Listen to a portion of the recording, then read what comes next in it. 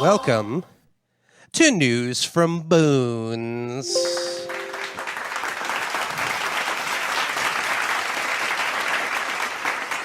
Really takes the fury out of it when it goes bling right before you hit it.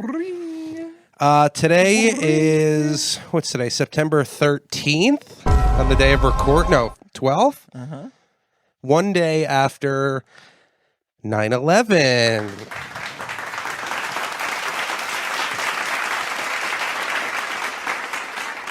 How is everyone doing? I hope everyone is doing well. We're going to start this thing off.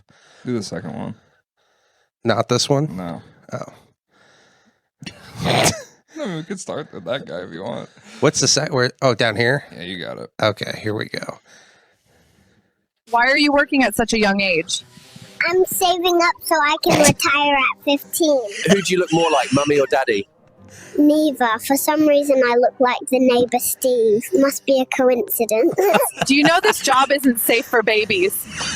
I know, lady, but bills don't pay themselves, and I have to help my parents. Where are you going now? I'm off to Grandma's house. She promised me ice cream, toys, and always backing me up whenever I piss off my parents. What's the biggest red flag about your parents? 3 dudes showed up to my birth claiming to be my daddy, but Mama said none of them want to pay child support. Hey guys, my son's about to say his first words. Where's my fried chicken, Daddy? What do you want to be when you grow up? I want to be normal, but I have 2 dads, so I'll probably end up being a transformer. I can cry and get free titties and milk whenever I want. Why are you working at such a young age? Baby time. Baby time. Dude, did you see this and you're like, I gotta get a baby? Yeah. You probably gotta put that baby to work at KFC. That's really funny. I wish babies could talk. Out of the mouths of babes. Wasn't that like a Bill Cosby thing? I don't know. Or no, his was kids say the darndest things. Yeah, no, he didn't have a show called Out of the Mouths of Babes. I think that was... That's like a Bible quote. Is it? Yeah. I thought it was... Google it. Google Out of the Mouths of Babes. Yeah. Oh, hold on a second. What's going on here? All these tomatoes, they crawl away. All these tomatoes out of the mouths of babes. It's like something about like... I feel like it's like a cartoon. Definition and meaning. Here we go. Welcome to News from Bed.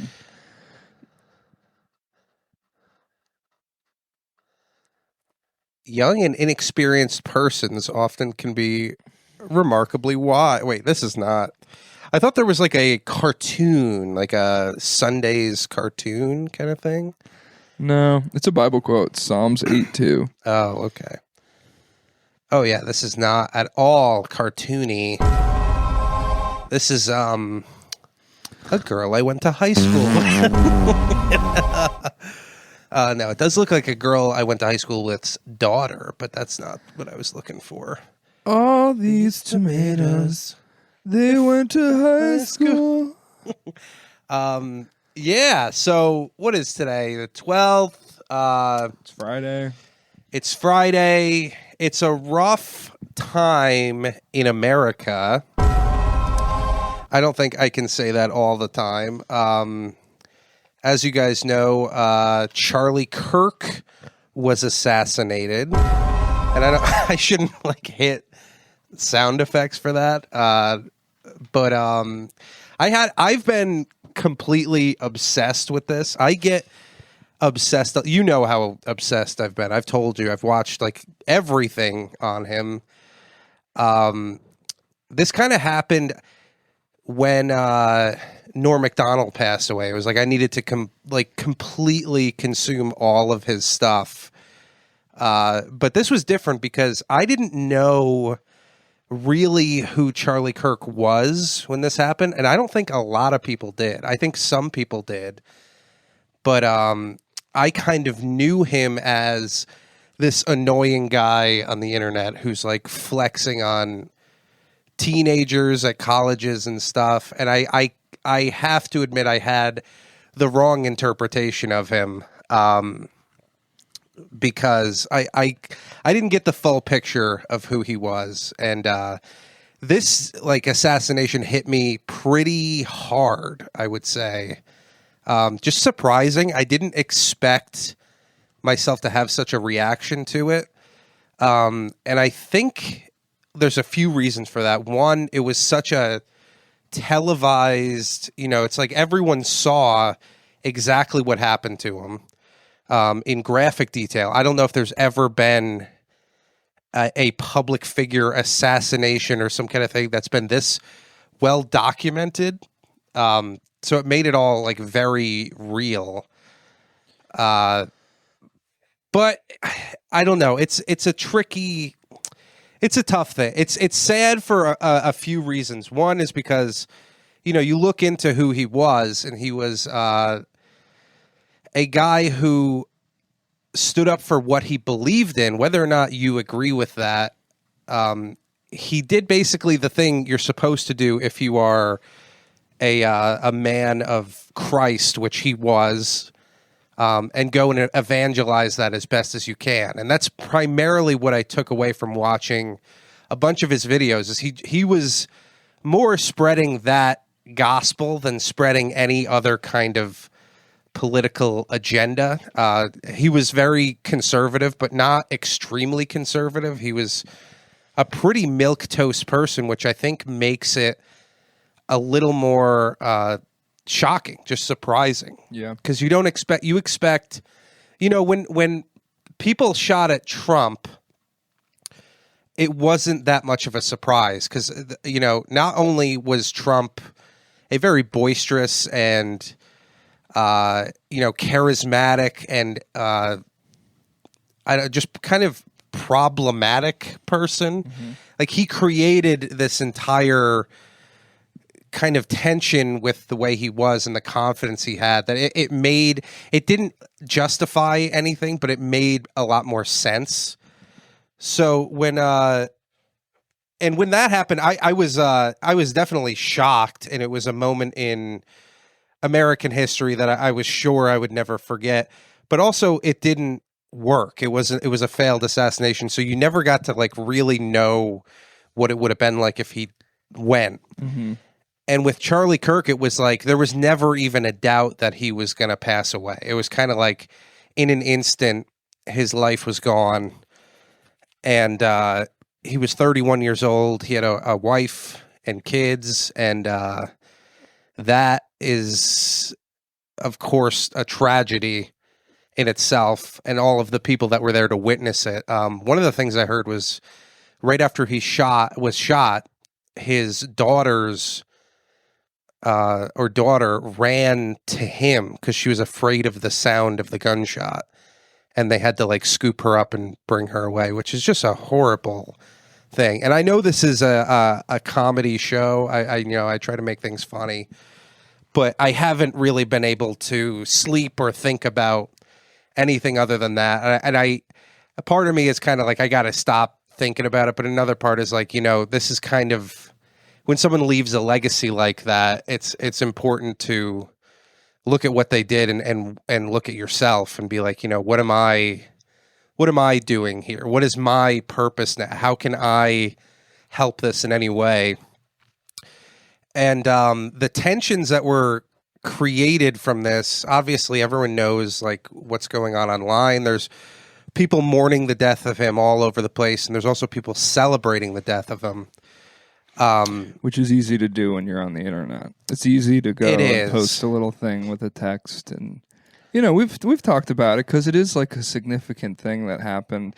Even though he is, or was somewhat of like an insignificant part of a lot of people's, lives in a way, because he's not someone like the president. He's just like a guy. It's like, either I saw clips of him doing like the debates with college kids, or he did the thing where he was like, he talked in that round circle thing on Jubilee or whatever, where it was like 17 Republicans versus Charlie Kirk, or 17 Democrats versus Charlie Kirk. Right. And it was like, that was kind of like a big thing with him. And like, he was like being like mocked on South Park and shit. And it was just an interesting figure. I think, when someone dies, it's always interesting to see the way people react, because you kind of get to see what people.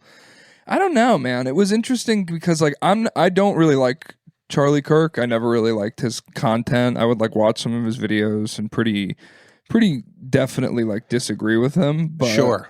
I think it's odd to me to have to like justify that you think it's wrong that someone was like shot right and like killed in like a public setting.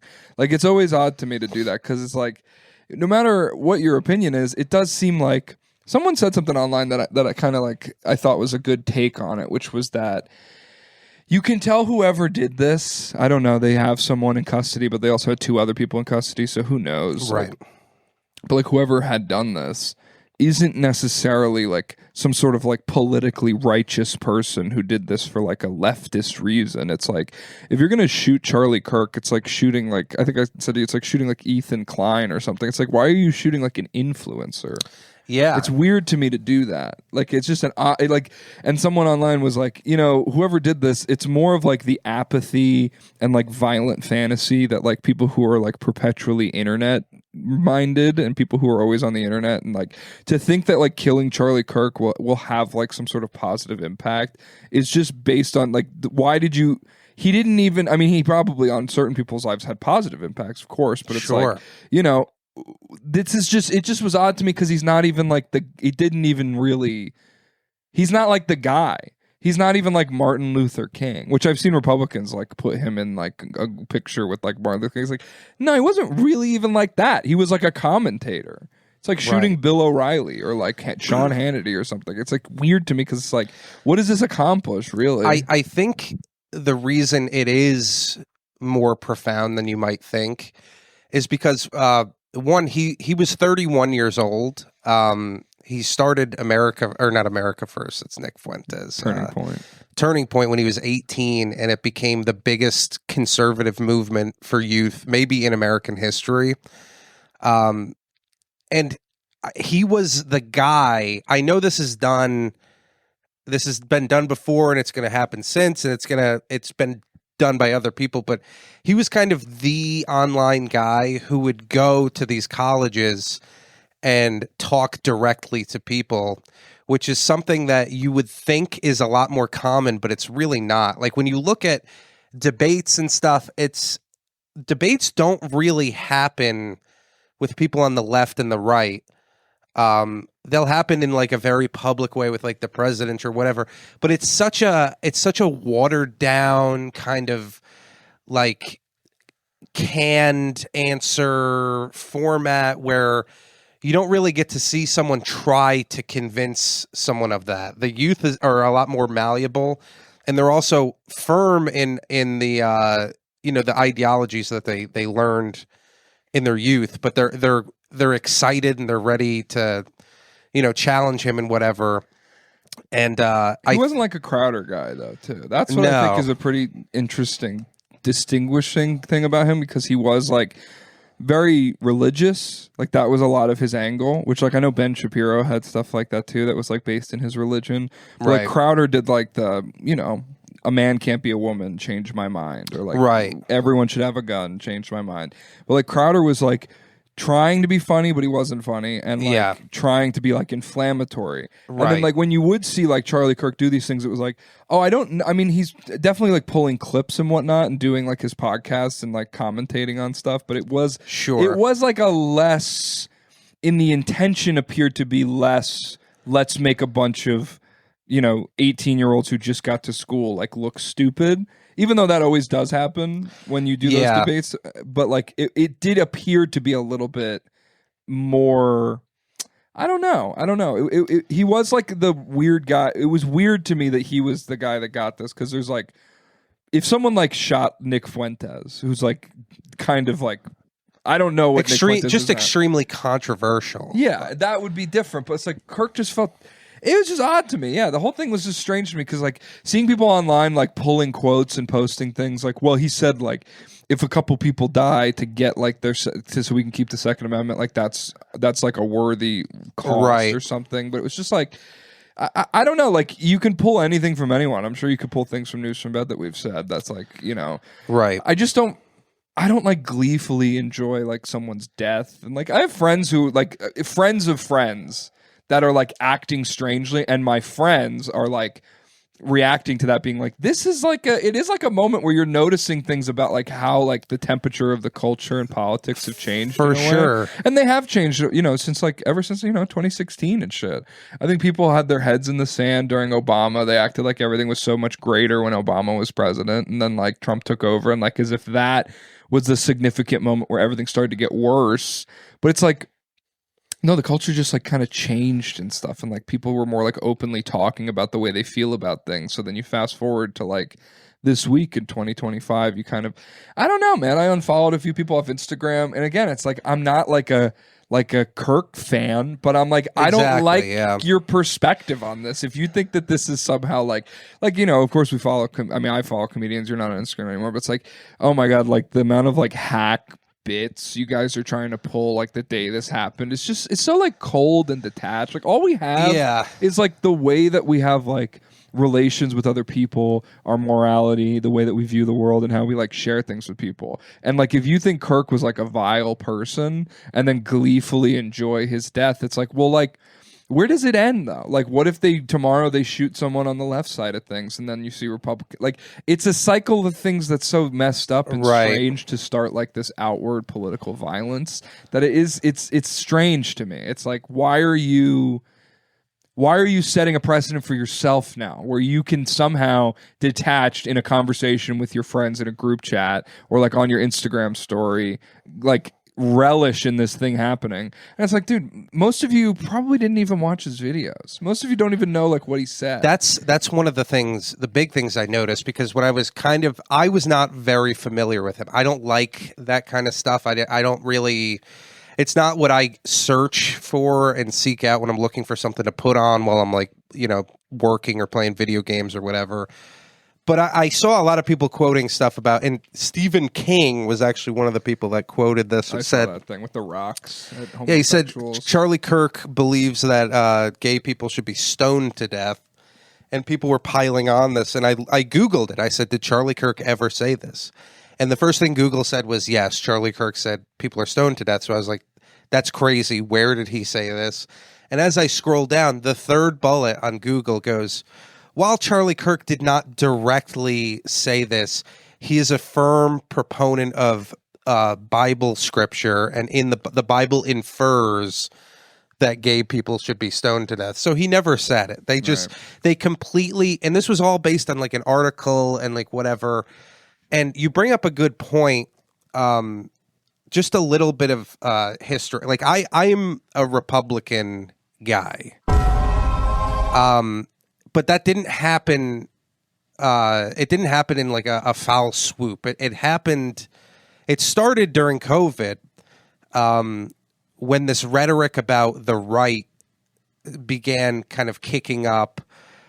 Because I remember people using the terms like racist, white supremacist, and this was when those terms kind of meant something. Right now, they mean nothing. Mm-hmm. Everyone is a racist and white supremacist under today's definition. But this kind of started around 2020. Are you a registered Republican? I'm not a registered. I'm not going to register or anything. But I just didn't know. I know my parents are Republicans, and they're Republicans primarily because they're pro-life.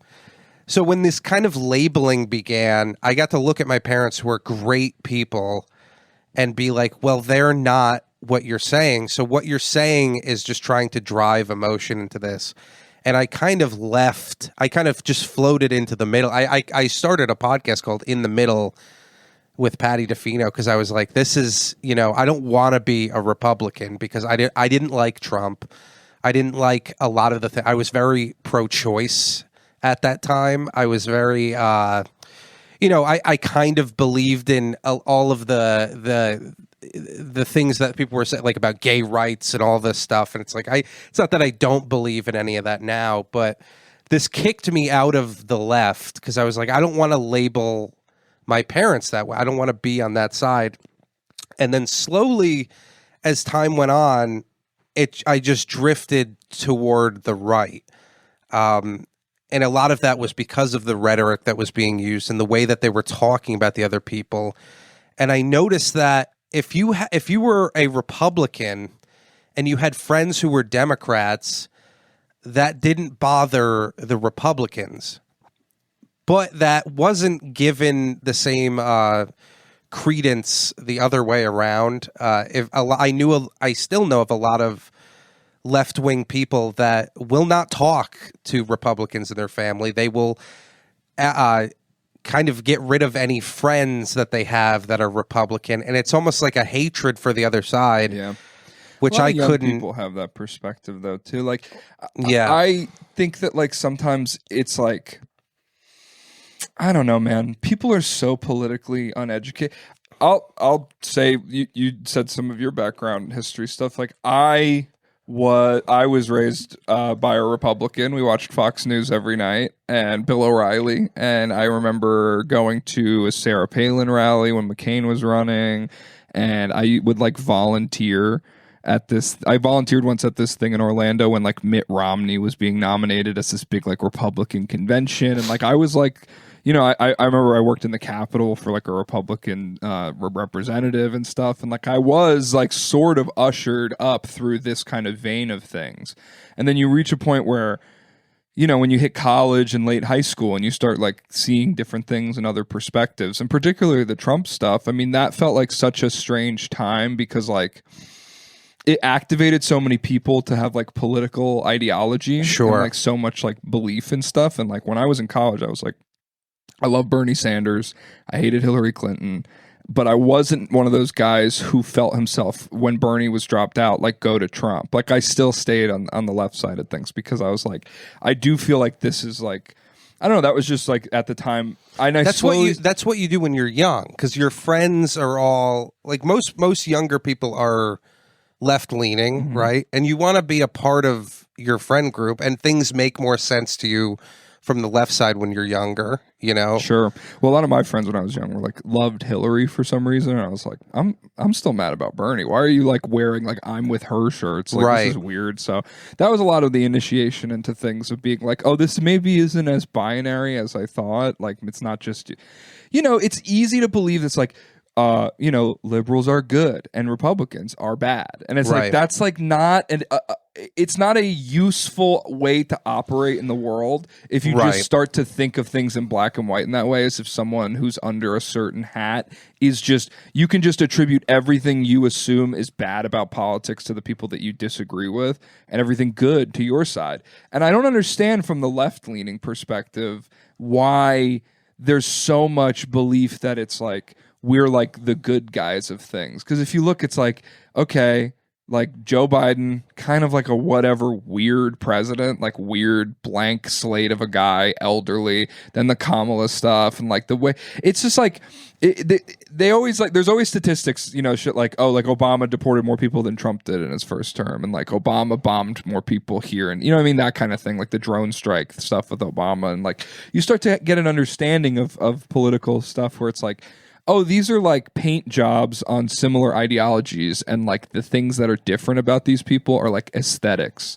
It's like right. how are they like someone has the red hat and then someone wears a mask, and it's like everyone has their like thing that they wear and the stuff about their lives, and it's like politics and political opinion has become so much of like you just kind of like go through and you just, oh, like I'll believe this, I'll believe that. I just over time, you just start to notice as you get older how like fundamentally politically uneducated people are. And I feel like going back to the stuff the reason I said anything about like my history kind of growing up a little bit Republican was like, you know, growing up Republican, becoming more liberal. And then like, I wouldn't even say I'm too centrist. I would say I have like a lot of like, you know, leftist ideology in me. Sure. I have a lot of stuff like that. And like, I can see perspectives, and I get the parent thing too, where it's like, oh, am I supposed to not talk to my mom anymore because we politically disagree with each other? Like, what kind of life am I leading at that right. point? Like, do I cut people off? But I was very politically involved, politically educated, and I feel like I was very like aware of things that were happening. You definitely, I've always picked up on that, and like even from, like you say, a young age, you've been kind of on the ball with what's going on. So it just upsets me that people who are so politically uneducated have such strong opinions and they get so emotional about things. And that's the thing, it's emotional for people. It's like an emotional thing where you can take out your emotions on the idea of like Trump and whatnot. And it's like, I don't get it. I don't get it. When something like this happens where like a right-wing political figure like is assassinated, it's like everyone, it just seems like the floodgates open where everyone can like release some of the tension that they have to be like satisfied that someone actually did something. It's like, no, it's like, guys, you don't even know who the shooter is. It's like the people who celebrate like Luigi Mangione or whatever. It's like, in my opinion, I've seen some information that it's like it might not even have been Luigi. Like there's like weird stuff out there still. Like I don't know. I don't trust the government. I don't trust what I'm being told by the government, whether it was like during COVID when they're telling you things that seem to not add up, or even like now, it's like, you know, Trump might be sick and they're hiding it from you, and like all this stuff that like just gets hidden from people. You have no idea what's really going on. So to fully like argue with people online and like post stuff that's like gleeful about a guy getting shot, it's just like, it's just so upsetting. It's just it's like just a general unawareness, and it's like, this is not like Marvel versus DC, guys. You need to like educate yourselves about like, I don't know. I got really into like labor, like the idea of like labor rights as like a worker, like the way that like capital and the, you know, us as people who need to have jobs, and how like capitalism, how we don't own the means of our production, how we don't get like profit shares from corporations, but we get wages and like your hours, and how like there's wage theft and like all these different little things. And I think it is a New York thing too, because New York is like a state and a city that does a particularly good job of taking care of their laborers. Like even as a waiter myself, like when I was up there as a waiter, like they have to feed you. You have to get a break. Here in Florida, they don't feed you. You don't get a break. You stand for 8 hours. Like little things like that, where it's like they've managed, and those are things that like, you know, you get those things in a blue state versus a red state, and those are things that you start to notice is like, oh, like in what way. I don't know. I'm kind of like on a tangent. No, but but there's like tangible political beliefs you can have that are based in your reality and based in the things that you firsthand experience. 100%. And so crying or like talking shit or like being on Instagram about like Iran or like shit like that. It's like, it's like, this is not. What is your perspective as an individual? What politics and what policies affect you? And like go from there. Because people have beliefs, and it's like, sometimes it's like you hear people with their beliefs, and it's like, your beliefs don't even match up to the kind of life that you live. Right. You see it with Republicans too. It's the like, kind of person you are. Yeah. Like, you brought up something that has been weighing on me a lot, and to kind of set the stage for this, when I was in college, I had a falling out with a relative of mine. I'm not going to get specific about what it was or what was said, but he said something to me about what had happened, and it was something that it lacked a lot of humanity. And even though for years I tried to talk to people about it, and I tried to forgive him for what he said, there's still a stain on him that I can't shake. And with all of this that's happening, the people that are celebrating, and it kind of extends to even the people who are commenting, oh, well, why didn't you react this way when a school shooting, when so-and-so, like just trying to deflect from what we all just witnessed happen. There's something now that I can see in you, and a lot of people can see in you if you say stuff like that, that is never going to be unseen. It's something that is impossible to shake, because you're showing a side of you that I don't know if it's a lack of empathy, if it's you're completely lost in what's going on, but it's really just a missing chunk of humanity that I had hoped that we all still had. And with everything that happened, you know, I feel terrible for Charlie, obviously. I feel horrible for his family. I feel horrible for the people that witnessed what happened live, and the people who saw the video who didn't even want to see it. It was so. That's how I found out. It was so glamorized, and like it was. It's unfair to even see that, but the biggest reason I think I feel so sad is because I saw that a huge percentage of the population is missing a core function of humanity that I don't know if it's redeemable if you don't have that. I don't know. I with everything that Charlie preached, I've been sitting down and reflecting a lot, and I want to be closer to God. I've come to that conclusion. I've realized it's been long enough. I want to be a better person because of him, but I also want to be able to forgive, and I'm having a hard time forgiving the people who kind of are deflating this or turning this into something that is just raising the tensions even more. Because the truth is, it is hard to admit, not when you're wrong, but it's hard to give part of yourself up when something happens to your opposition. I talked to my dad about this, and I expressed my sadness for the reaction of everything that's happening. And my dad brought up a great point. He said, this started with bin Laden. When bin Laden was killed, there were people celebrating in the streets, parties, people getting all excited and everything. And my dad, being a vehement Catholic, was like, you never celebrate the death of anyone, no matter how horrible, vile they were. Celebrating the death of someone doesn't do you any favors. It doesn't make you a better person. It doesn't show people that you have, a side of you that's just. There's no winners in it, and if anything, it deteriorates your soul, which is something that I feel is so much more important now than I've ever felt in my life. It's just really a sad thing to see people who you didn't think had this side. And thankfully, none of my friends, none of my close friends, have reacted in this way, because I don't know if I'd be able to look at them the same way, if I'd be able to converse with them. It was actually a nice moment of validation that I'm surrounded by some good people. For sure. Because even people that I politically argue with, or people that I go back and forth with, or we have different perspectives on things. My close friends all were like, this is not the thing. This is not the way.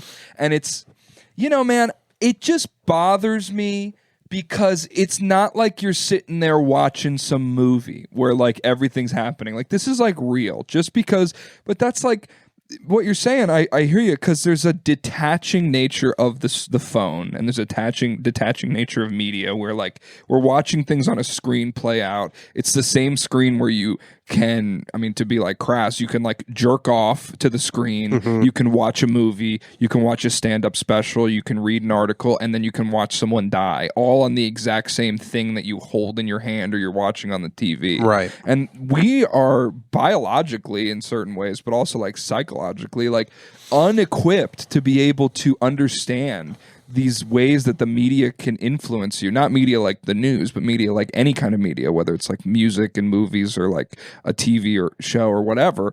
And there's so many intricate ways that you can be manipulated that you're not even aware of that you're being manipulated. There's so clever language, ways that people cut things, edit videos. You never even know with certain things, how you're even being influenced. And it's so strange. And I think the divide is odd to me, because I remember something that was a turning point in me when I was getting towards the end of college was what do we want? What's the end goal? Is the end goal that Republicans are wiped out and then the good guys of the liberals can finally take over? Because it's I don't know, liberalized democracy and modern day liberalism, it's okay, who's the beacon of that? It's you look at someone like Hillary Clinton, and it's like a gross figure of someone who feels this American interventionism, where they go and we can go around the world and we're able to do stuff that we shouldn't maybe be able to do, and influence politics in other countries. Is why is it that the thing that's blue, or the donkey, or whatever it is, you just choose this symbol, and then this is the thing that you're going to be able to justify, but the other side of things you can't justify? And I just don't think that that's a sustainable future for people to believe that, no, the Republicans need to be wiped out. Well, guys, it's 2025. Trump won the election again. The reverse it's not is kind gonna of happening. Yeah. The reverse is happening because the way that the Democratic Party is being treated is like a religion right now. And I know people say the same thing about Trump and MAGA and all that it's a cult and whatever. But the one thing I see on the right that I don't see on the left is I see right-wing people arguing with each other. I don't see that on the left. I see a completely solid, foundation of beliefs that if you don't have one of these beliefs, you get ostracized. And one by one, people are switching sides because, they might have a differing opinion on women in or men in women's sports, or giving, medication to children in schools about changing their gender or whatever it is. If it's one issue and they don't share that same belief, the people around them are saying, well, hey, you better get in line because we need to all be on the same page here. And that's not really the same mentality on the right. Charlie Kirk, I watched Nick Fuentes last night talk about Charlie Kirk because he was politically Charlie's enemy. They hated each other, and they're both right wing. I think they had both said terrible things about each other in the past. They really disagreed fundamentally on a lot of stuff. The only similarity they had there is they're both very Christian people. But Nick expressed, how horrible of a tragedy it was, and how it's just you cannot come back from something like this. If this didn't move you, if this didn't make you look at yourself and be like, hey, we're going too far here. We're really hiking this up to a intensity that is almost impossible to turn around. We need to chill out. Yeah. If you didn't have that reaction, I don't know if you're redeemable at this point. What will it take to have that reaction? You don't want it to happen to someone you love and someone you respect or idolize politically, because it doesn't feel good. Charlie, I didn't have any emotion toward at all. And I've been crying for the past 2 nights and trying to wrap my head around why this happened, what happens next.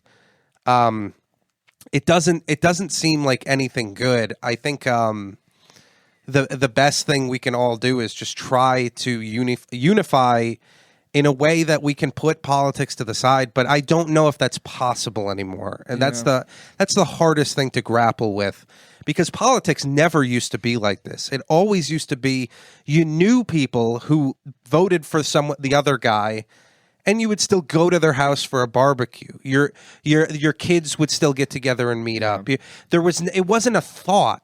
It was something maybe as a little side-eye joke at the dinner table. Yeah, well, he voted for this, but it's right. It's not who they are. What they believe is not who they are, and we lived that way for a long time. And I know Trump can be to blame for a lot of this because he really spiked up a lot of the... But when he came around, it became like a moral incentive at this point. Because your morality always influenced your politics. Even though most Catholics were Democrats, the Democrats would still be pro-life, pro-choice, right? No, pro-life. Oh, okay. You that was a statistic that I remember learning about, where it was Catholics were Democrats because they're all about helping the poor and helping people who are less better off than they are. But there was always this line of you would be a Catholic who's a Democrat, but then you'd run into other Democrats who are pro-choice versus the pro-life. Right. But you were still a Democrat in a way because of those other morality things that you believe in about the death penalty or other factors of the party that you agree with, except for this one thing. And then that morality came out of things where it was you could have a moral, you could people, I don't know. It's you could be able to go home from college and argue with your dad because you went and the world opened up for you for once, and then you finally learned some things that maybe disagreed with your fundamentals, and that was a pretty normal process. Right. But this ongoing, through COVID, through Trump, through all this stuff of this believing something or following something or agreeing in a certain way that the country should be run is some sort of moral difference between people, where at the end of the day it's you do still both have if a Democrat and Republican are like sitting across the table from each other, you probably have a lot of the similar like basic understandings and beliefs of like the value of like human life, the how you don't want war, how you feel like soldiers, you want the best for your children, you want the best for your schools. But there's this other thing going on, and like I don't even think it's conspiratorial, but it's like when you live in a society that's profit based and you start to have social media be so much like influenced and ingrained into people's lives, and also the news, like people sit down and like watch the news who are like older generations every night, and they'll either watch MSNBC or they'll watch Fox News, and they just sit and they consume these stories and whatnot, and it's all based on like, it's the same thing that happens. It's like clickbait when you see like an article and then you click it from the headline and then the article has nothing to do with the headline, or like the headline was misleading in a way. It's all based around this like profit incentivized distribution of information that doesn't necessarily make us any better or more informed or more closer together in like a singular idea. It actually just makes people more riled up. I mean, you'll be having arguments, but it's just like the thing you said where like Charlie Kirk said that you should like stone gay people, and then like there was a feed I saw where it was like Stephen King was like, well, he said gay people should be stoned. Someone was like, well, he didn't say that, and then Stephen King's like, yes, I deleted the post, I apologize, or whatever. And it's like you just end up in shit like that where you're just repeating talking points that you've never researched. You don't know what's true. You don't know what's true. And granted, it's hard to know what's true. It is very difficult, and it's like not some like easy thing. I think people go like, I remember during COVID, like Republicans would be like, well, you got to do your research, man. And then like liberals would be like, I don't know, like why would they, there would be like these arguments, but it's like, you know, people on the left are the same way where it's like, well, you have to do your research. You have to understand this and this and this. But it's like, you can get your research and your information from anywhere. Someone could be like, well, you got to do your research, and they go and watch Alex Jones. And then someone else could be like, no, I do my research, and it's just like reading shit on Reddit. Just call her daddy. Yeah, it's like, this is not like research. This is like, it's a very strange You brought up an interesting thing too, which was most people, and I include myself, I won't include you because I don't want to speak for you, but most people don't really know what they're talking about when it comes to politics because they don't have their own opinion. No. Their opinion is things that they've seen people tweet. It's article headlines that they've read, and it's just word of mouth things that they've heard, but they haven't really sat down to really look at what the body of work of someone is. And with Charlie Kirk, I always thought he was just some dickhead who would go and piss people off on campuses. I understand why people are blown away and were completely moved by him now after watching a lot of his stuff, because it is clickbaity. A lot of his reels, whatever, TikToks are clickbaity. Absolutely. I attribute that more to being a product of the times, of how you become successful, of how you gain reach. You need to kind of fall into this stupid social media, text on screen, jumping around, like real quick clips where you're cutting tons out. But if you sit down and watch a full thing, a full video of his where people are coming up and talking to him, you get to see the real person that he was. And I haven't done that with most people. I haven't done that with almost any politicians, any, public figures like that. I don't really know. My opinions are based on a few things that I had heard or seen someone else say, and that is just amplified to the furthest degree that it can be, and in whatever direction I'm facing whenever that happens. I think it's a lesson to all of us, and I just plead with everyone to not get too worked up about this. Try to forgive people if they're, even as hard as it can be, try to forgive people for having a different belief than you, for saying something that might have been in poor taste, and try to reach out to them in a way. They're kind of not educated. That's the thing that's so funny. Is like, I mean, you said something about your relative. I have a relative in my family who's very liberal and into like anti-Trump and like very vocal about that. And to speak plainly, he'll get into arguments at Thanksgiving, and I don't even mean to be insulting, but it's like he's arguing with like my aunt who's like, she doesn't know anything. Yeah. So what are you wasting your time getting worked up arguing with someone? It's like she's just watching Fox News. She doesn't want to be politically educated. That doesn't convert people. Owning someone because you know a few more facts on a topic that you can throw and be like, well, I have more points on my side, which means that I'm right. That's not owning someone. That's not converting them to what you believe. If someone comes up to me, and by the way, this kind of leads to something. I've changed my tune about all this Palestine stuff. The longer I see it go on, the more pro-Palestine I am. And that's something I got into an argument with my sister about, because she was very pro-Palestine at the start, and I was kind of like, hey, you are someone who identifies as gay. They don't like you over there, and like people were saying that about Charlie Kirk, like, well, he hated gay people. And then people are like, well, all of Palestine hates. If you're going by that logic, you have to hate them too. None of that is anything. And I know a lot of it isn't true. I'm sure there's a ton of Palestinian people who don't mind gay people, whatever. But the thing is, like, you have to be willing to see the other side and maybe change your mind. But nobody ever came up to me and was like, hey, Paddy, listen, I know you have these views and you have the right to have those views, but let me just talk to you about why I believe you're wrong and why I think you should think differently. Approaching someone like that, like, hey, I know you might not know as much about this that I do. Can I just talk to you about this? Because, like, it's something that means something to me, and I just want to make sure you have all the information. You don't see that really, and that's not a part or a by or a whatever. It's not like a left or right thing. You don't see it at all. Instead, what you see is something happens in the news, and there's a victor. It's either the left or the right who wins in whatever it and it can be a murder. It can be, I didn't even realize this until Charlie Kirk was assassinated, that there were Democratic legislators that were also assassinated 2 months ago. I had not even heard about that because I'm not really in the political sphere. This was something so big that it was impossible to miss. But it's not like you don't win. Nobody wins when that stuff happens.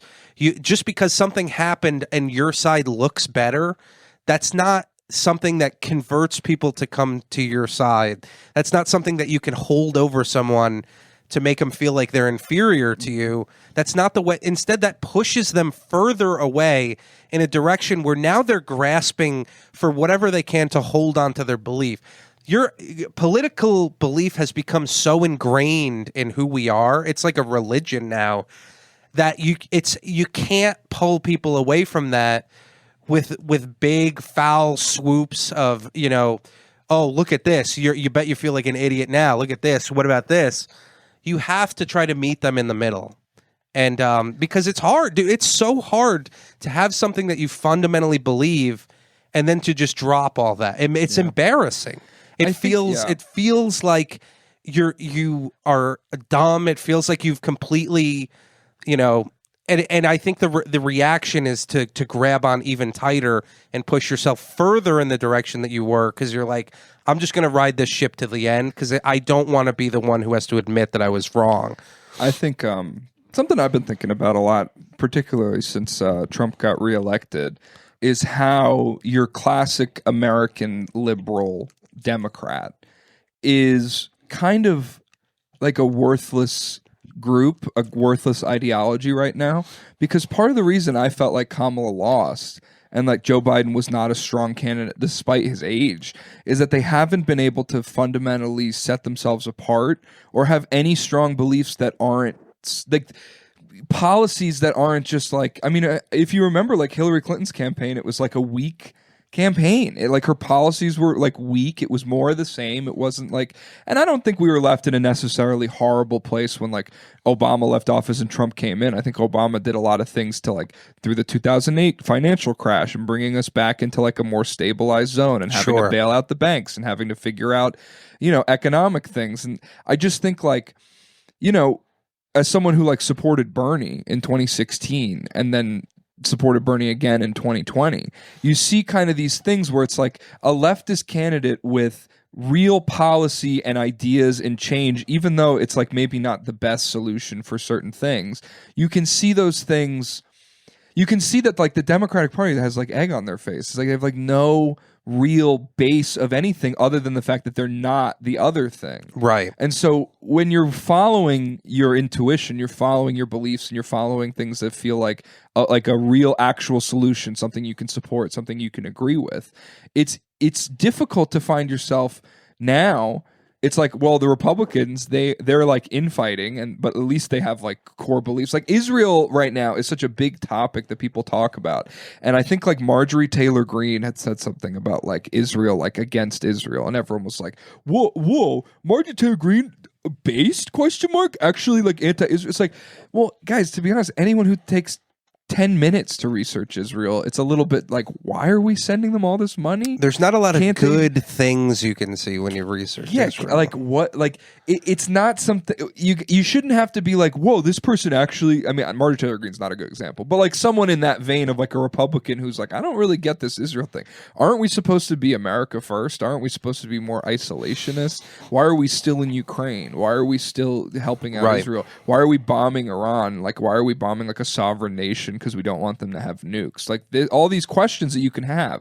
But if you're blocking yourself off from engaging with people based on those questions because they're on the opposite side of a political spectrum from you, like that is a path forward. And unfortunately, it not unfortunately, but like, you know, it's not the best conduit or like candidate for talking about these things, but it's like Israel talking and questioning this undying, unwavering support for Israel. This video is going to be taken down. But you know, like it is the right question to ask. Yeah. I talked to my mom who's a Republican, and she's like, yeah, this is weird. Like it is weird. Why is like, and it makes you look at like someone like Trump. Like, why is Trump so like on Israel? Like, he's not Jewish. He's not like, it's weird. And it is a weird thing that you're allowed to question. And those questions are the things that I think can join people together. And the thing that I started talking about this was like the Democrats is like Kamala was nominated by Joe Biden to be the replacement candidate, and they didn't have an open primary or whatever you can have about that. I don't think Kamala was a strong candidate. And she didn't separate herself at all. And and the Democratic Party didn't follow the real questions that people had. And I have my own beliefs of like why Trump was so popular. In my opinion, I think Trump watches Fox News, and then he ran for president and said the things that they say on Fox News. Right. So everyone, like we said, who's a mild, like not very educated in politics, saw a guy in the ring saying the things that they believe because they watch the news that he watches. You can relate to that guy. Regardless of how you feel about those opinions, he followed the narrative of what the people wanted. That's why they call him populist. Like that's like a Bernie Sanders, where Bernie Sanders looks at like, what is the working class problems? How can we advocate for these people? Right.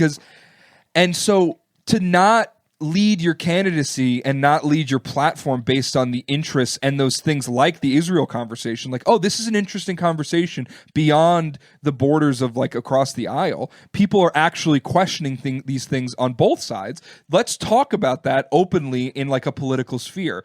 And like, you know, it's just odd to me that people don't follow those things. I'm more interested in people's beliefs on issues versus, I mean, dude, I don't talk about politics with people most of the time because it's like you're like sitting like a comic talking about politics the other day, like sitting down and like this guy's saying stuff and it's like he thinks he's dropping like a bomb, and it's just like, dude, you're like so basic. This is like the most I've been on Twitter before. I know. Yeah. I've seen all these arguments. It's like embarrassing that you think that you're doing something, because that's a lot what it is. You want to feel smart. You want to feel like you know something. You want to feel, because that's also the basis of politics now. It's like some sort of like, I owned them. They got owned by that. They like I got them, and like it's just not a good base of how people are able to relate to things. They're not basing their things in like real dialogue with people. I mean, a friend of mine said like people were like sending gifts of like celebration after Charlie Kirk was shot. It's like,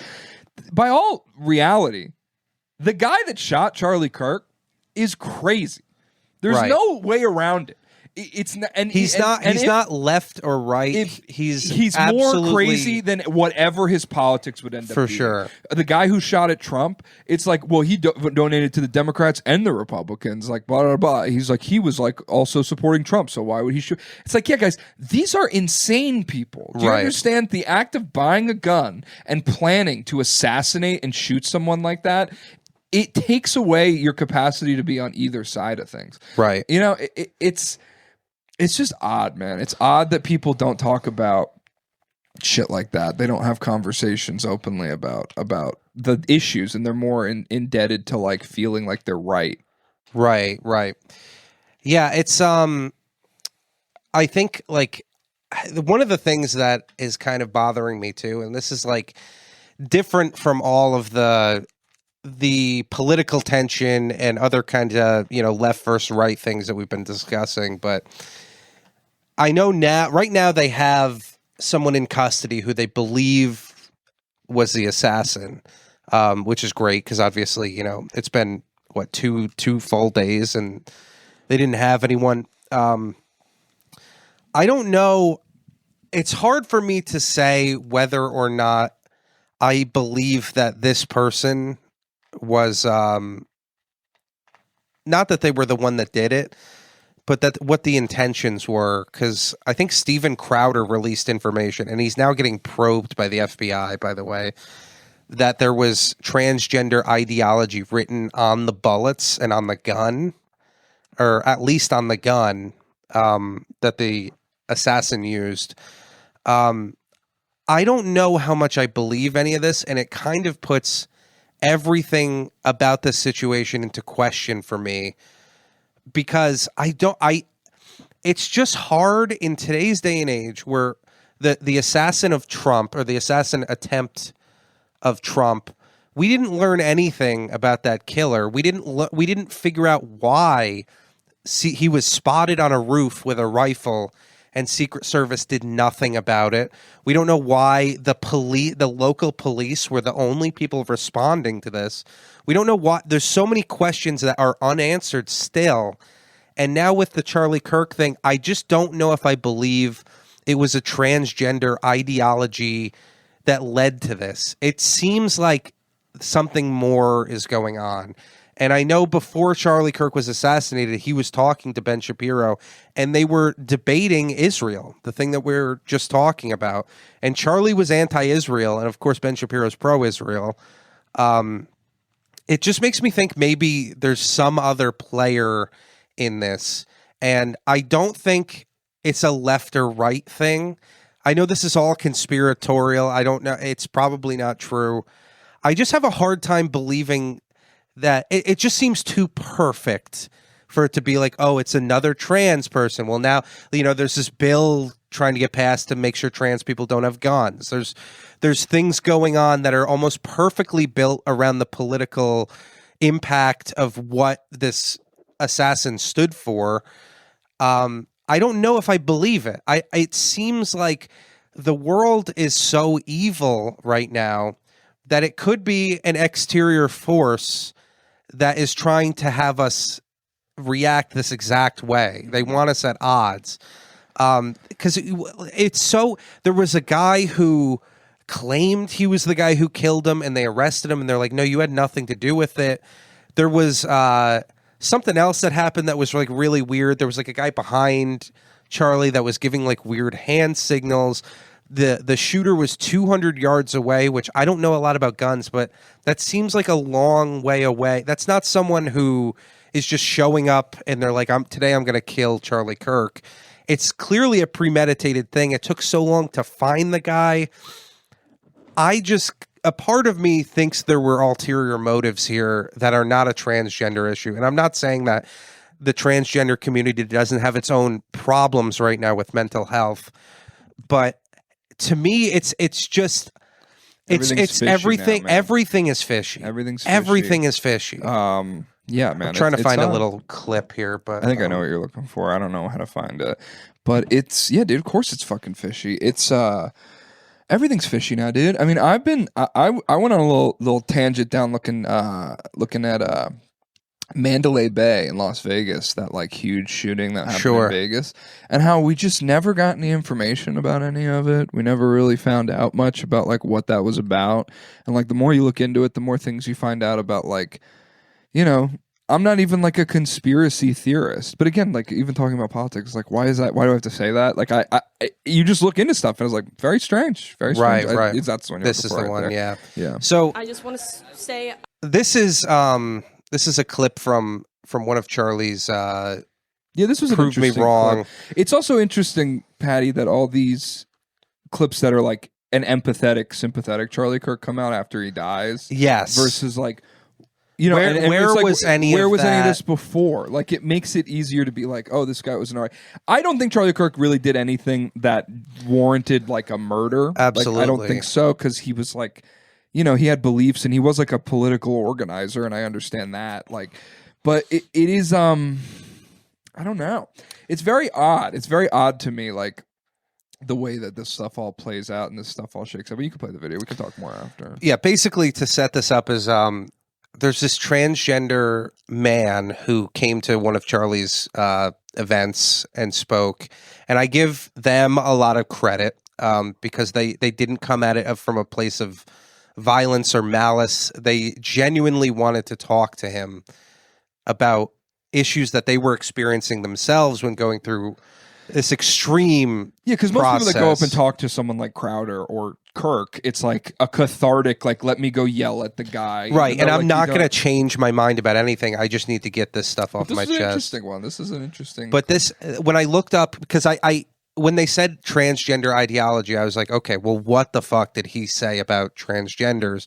And honestly, I wouldn't have put it past him to say crazy things about transgender people, because that's been the dialogue that's been going on right now. It's very much like, no, you're not a real person. You're not this, coming from the right. Like I saw Megyn Kelly say that, and she said after Charlie Kirk was assassinated, she goes, and you'll never be a man if you're a woman, and you'll never.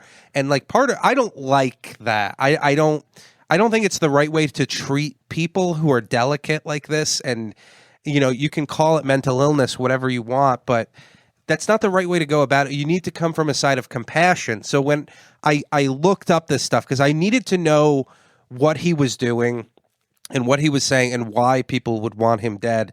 And I found this clip of I'm sure a lot of you guys have seen this, but of a transgender man talking to Charlie. And it really enlightened me as to like what his actual views were. I'm a transgender male. What age should kids be able to get things like hormone therapy? Because I don't know what's true, what's not. Tell me, are you comfortable telling me your story? I've known that since like 3rd grade, and I'm currently 19, almost 20. I've known basically since then. I didn't start going by like a different name until... Also, like, I don't mean to interrupt, but it is just like, oh, look, they're talking. Like, I hate this thing. Right. Like, most of the clips of Charlie Kirk, it's not people talking. It's like, if you just approach someone and you ask them a genuine question, that's also a big thing right now. It's like, well, I don't have to engage genuinely with anyone that I disagree with because I know that they're wrong. So why would I give them the time of day? Right. But it's like,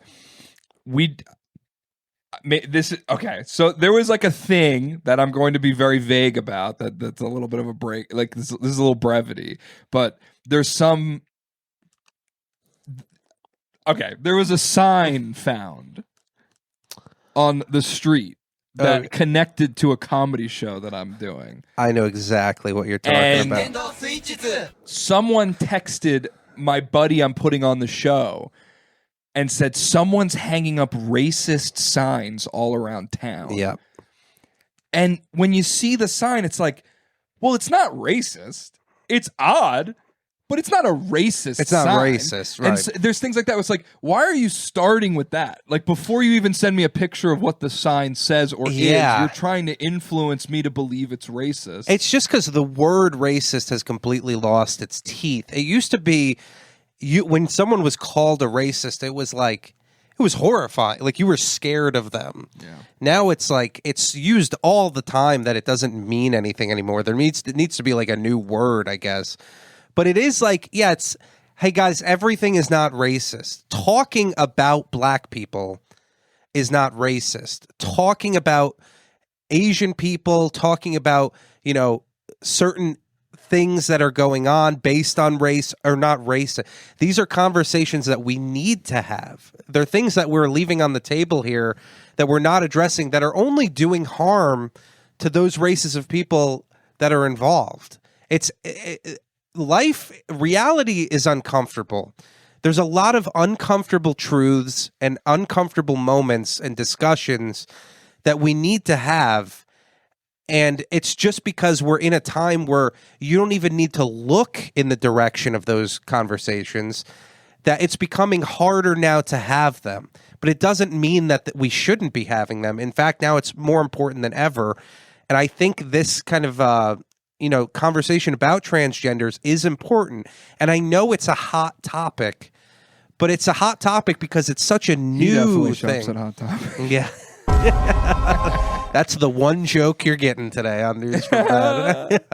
But I'll continue with this clip. But 7th and 8th grade, I just don't know, like, with the whole medical stuff, like what's true, what's not, what's helpful, because I've heard so many different opinions. First of all, thank you so much for that. Yeah, of course. So I'm going to have an opinion that very few people will ever tell you, which is I want you to be very cautious putting drugs into your system in the pursuit of changing your body. Mm-hmm. I instead encourage you to work on what's going on in your brain first. I think what you need first and foremost is just a diagnosis. Mm-hmm. Just someone that is going to listen to what you've gone through, listen to what else is going on. My prayer for you, and again, very few people will say this, I actually want to see you be comfortable in how you were born. Yeah. I know that you might not feel that way, but I think that is something that you can achieve. I think that with the right team and the right people, you don't have to wage war on your body. You can learn to love your body. I just want to... Yeah, and you'll never see that clip usually, like, shared. Like, I mean, now you will, but it's like you would have never seen someone say something like that. And it's like a moment of compassion. I'm sure Charlie Kirk has said things that are like adverse to that, but it's like it is nice to see people be compassionate for each other, because, like, for sure, it's easy to get caught up in your own head when you're alone reading the news. I mean, dude, I saw people say shit, like, and a herd of people that I know saying shit like, yeah, I mean, this is what's going to happen. It's just like go time. It's time for, like, the violence in America. Like, these people that are pro-gun. It's like, guys, like, when you're sitting down looking at someone in their face and you're talking to them, if you bring all this this weight and all this baggage from all the things that you have been led to believe or the things that you want to feel like you believe, it all kind of should strip away if you're having a genuine conversation with someone, because then you're just relating from person to person. Right. It's not about this bigger political movement. It's not about, like, some violent revolution, civil war that's coming or whatever. It's like, I don't know, man. It's very odd right now. And even what you said about, like, outside people having influence. I mean, like, when they were, like, talking about, like, remember, like, oh, did Russia, like, skew the election for Trump's favor? It's like, I don't know if Russia hacked voting machines. I don't think that was ever proven to be necessarily true. But I do think that, like, China, Russia, Iran, outside influence, even Israel, who is an ally of ours, they have an incentive to influence the way that the American people believe and the way that they feel. And so the amount of things that they found out when they were investigating Russia's influence on the election, most of that influence was in bots on Facebook creating content, inventing stories that aren't necessarily real, and perpetuating a divide between Republicans and Democrats that have people feel more inclined to certain ways. And it 100% worked. It 100% worked. 100%. It's the most effective brainwashing. Because here we allow people to have full unfiltered access to a degree of the internet. They have their own way of, like, navigating it. Your opinions you can find your own way on things. You can inform your own opinions that way. And, like, in other countries where internet access is more limited, it's more censored. If you don't have access to things where, like, you can't say bad things about your president, you can't, speak freely. You don't have the freedom of speech. It's just a very odd way that things have shaken out. And it's obviously because this is the way that we're being manipulated. This is the way that we're being pushed into feeling like we don't like each other. We have more animosity. I mean, I have a trans cousin, and my uncle, who I would say, a different uncle, I would say is kind of racist. Like, he has, like, some bad opinions, and he's kind of not the best guy. He was, like, maybe one of the most, like, used the right pronouns, asked questions about it, was interested. And it's like, this is an interesting person. Of course, I think he's, like, weird for his opinions about, like, black people. He told me never get into a fight with a black person because you'll shatter your hand because their skulls are thicker than ours. Like that's the kind of like old school strange racism he has. But then like also being able to be like, oh well, but this is my relative. Like I'm willing to like engage with this because this is obviously something that's like someone I care about. And like it's just odd. It's just like shit like that. You see, it's like that's really weird. Like that's interesting that like you're using the correct pronouns, but you also believe like black people are genetically inferior, right? Like, and I'm not saying like I don't listen to this for anything, but it's like people contain these strange capacity for like growth and change and understanding that like they can have one belief that's completely deranged and strange that you never want to get into a conversation with them about, but then you see things and it's like, wow, like I never expected you to be one of the people that would actually be able to catch up with this. Like, yeah, it's hard to change your mind on everything in one go. It takes time to realize things and to understand things, especially new things like transgender. I think the reality of this is life is not fair. And I know that's like a kind of a blanket statement to be like, well, fuck your opinion, whatever.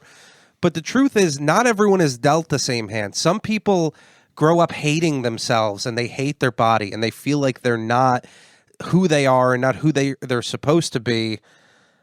But it doesn't excuse you from the rest of reality. It doesn't excuse you from looking at yourself and being like, well, I was dealt a shitty hand. How do I turn this around? How do I save myself? How do I change my mindset to something where I'm not angered by things like this, where I can understand and love myself? And I talked to you on the phone about this with my grandfather, who has a few opinions that I would admit were racist. He was like a believer that African Americans had extra bones in their legs to make them jump higher, like the classic. Sure, I heard stories about my grandpa that they used to let Jewish people and black people win Wheel of Fortune. Like they would skew it, and I'm like, that's so funny that like these like old people with their racist beliefs. It's like I wonder if back then it was like believing.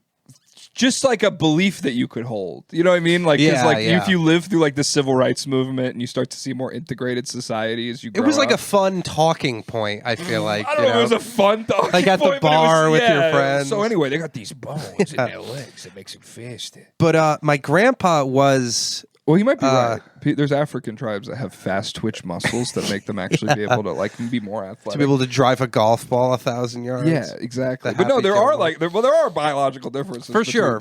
But besides the point, he had a very no, I'm racist. He had a very old view of race. Yeah, he had a black guy's skull on his mantle, you said, and he used to be like, look at the skull and look at this part that makes them be able to be enslaved. That's what you. No, I'm just kidding. He was like he was Candy from. He was an unbelievable guy. He was a phys ed coach and a basketball coach back in like the 60s and 70s, I want to say.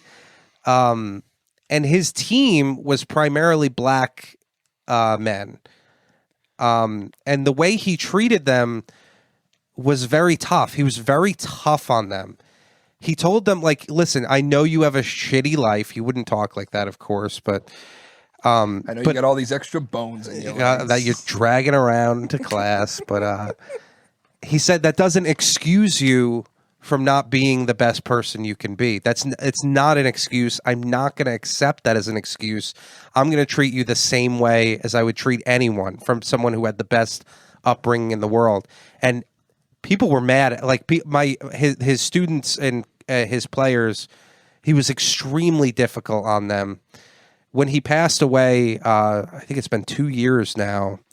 I think it was last year, actually. When he passed away, at his funeral, there were, dozens of older black men who were there, who I assumed were his, players. And a lot of them came up to me and they shook my hand and they said, I didn't have a stable father in my life. Your grandfather was that for me. He was extremely difficult on me. He never made it easy for me. And if he wasn't that way, I wouldn't have been able to grasp what my life is and what it could be the way that I was able to.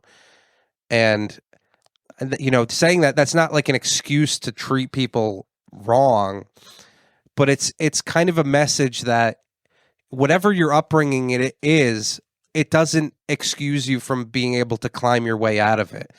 Life is going to be more difficult for you. If you're a trans person, just by being a trans person, life by default is going to be more difficult for you. There's no easy way to put that.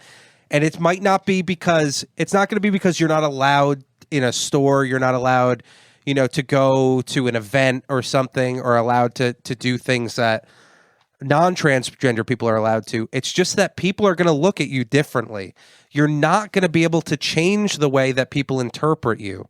You have to be acceptable with that. You have to understand that people are not going to be able to just change their mindset. They're not going to be able to accept something that has never been around. Yeah. Or if it was around, it was like not nearly as publicized or sensationalized as it is now. You have to accept that your life is going to be more difficult. And that doesn't mean that you have to be mad at the world because of it, or you have to force the world to accept you. It just means that you have to understand that. And it's not easy. Life, you can still have a great life. I empathize with you for that. The same way I empathize with someone who has a disability, or someone who has, you know, something in their life, a terrible childhood, terrible parents. It doesn't allow you to live outside of the way that reality works, and that society and culture works. You still have to live within those means. And once you accept that, it makes it easier to go forward. Once you accept that your life is gonna be a challenge, and it's the burden, it's the cross that you bear. Mm-hmm. I think that gives you a sense of power and a sense of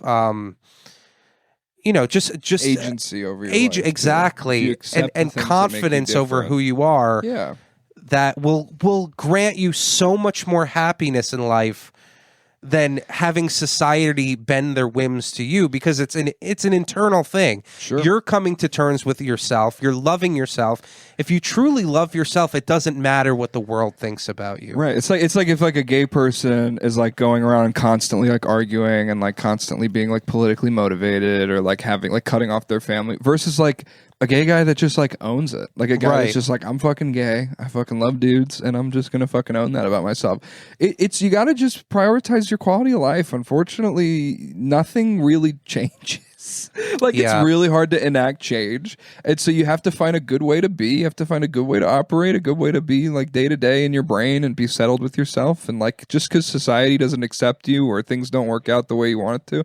I mean, me and Paddy have had experiences where things, you know, things didn't work out the way we thought they would in micro ways, but like, I was a very hated comedian in Brooklyn, New York. Nobody accepted me ever. That didn't give me the right to hate them or be mad or whatever. I knew that they didn't like me because of what I believed in or whatever it was. It doesn't matter. It's those aren't the people that I'm trying to reach anyway.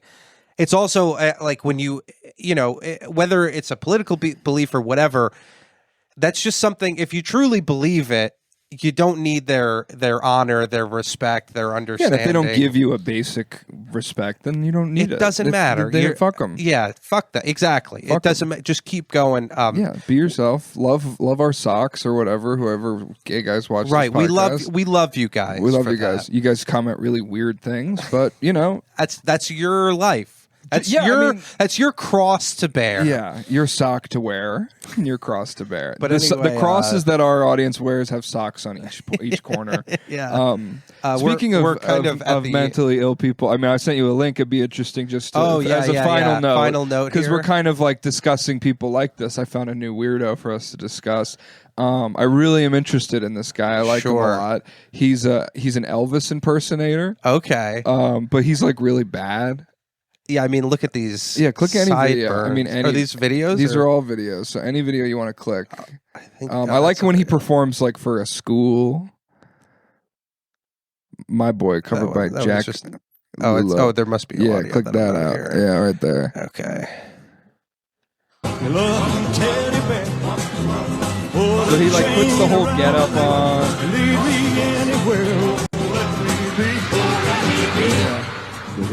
So you got to catch him singing. You got to get when he's actually. All right, get out of this one. Okay. So he loves Elvis. Clearly, like a severely autistic man. Click on that. That one, maybe. Yeah, let's see. But you see, he's just being himself. Just being himself. You know, he doesn't let anyone limit him. You know? He doesn't even have a big this pink following. One's pretty good. You ain't never thought of that. You ain't no friend of mine. Watch him. Look at him. Ooh. Ooh. Yeah. Wow, that's beautiful. Just a really James. interesting person, you know. He just loves Elvis and just wants to be him, and he looks like stand up there, maybe. Yeah, he looks like if Elvis got bit by Dracula. Yeah, I really gotta pee, so I think we're gonna cut this off. Well, guys, sorry. Yeah, listen. I'll say unconventional episode. It's a tough time in American history. All I can say is I have faith in humanity. I have faith in people. Just spread as much love as you can. Okay, I know this is kind of like a gay thing to end on, but don't ruin it by saying that. No. Just talk to people, be who you are, and take everything day by day and treat people how you want to be treated. It's really simple, guys. We're gonna get through this. Arguments, and don't try to, You're not advocating for anything. You're not part of like some big political movement most of the time. Most of the time, you're just sitting in a place talking to another person. So right. You can find something to relate about people. I mean, me and Paddy, on this episode, I don't know if it became clear, we are politically different people. That's right. But every week we sit down and we do a podcast and we talk about things and we come at it from different perspectives. And that's what's kind of cool about this. I know Paddy's beliefs. Paddy knows my beliefs. And, when things come up, we have And if there's a civil war, we have to point guns at each other. It's going to be a very difficult episode of News from Bed during the Civil War. I don't want to do that. I don't even like guns. But anyway, thank you guys very much for listening. Thank you for, being supporters of this show. It always means a lot to us, but it means a lot now more than ever. So we appreciate you guys a bunch. Yeah. Next week we'll come back and we'll make you laugh. We just wanted to talk about some more serious stuff this week. It's been weighing. Paddy. Yeah, it's been completely consuming everything. I needed to talk about it. But we got a cool Patreon. If you want to check out new idea on the Patreon, new series. Should we tell what it is? I think we could tell what it is. On the Patreon this week, me and James are going to sit down, and for the first time ever, I am going to see the movie Jaws. We're going to have the full movie on Patreon. Well, you haven't seen the movie Jaws? I've never seen it. Oh, I thought you had seen it. No! Oh, okay. That's why this is Anyway, fun. Bed Boy Cinema Club, Patreon. Every once in a while, we're going to watch a movie, do commentary over the movie. You want to watch a movie with us, get some commentary, feel what it's like to be in the room with two, rascals like us. I'll try to get my bare feet in there for those guys. But we're going to try something different on the Patreon. We don't know how many times we'll do it. We've talked about it for a while, so we're going to launch it this week and see if you guys like it. Let us know. Go check it out. $3 a month, baby. That's right. Well, thank you guys very much. Thank you, James. And we'll see you next week.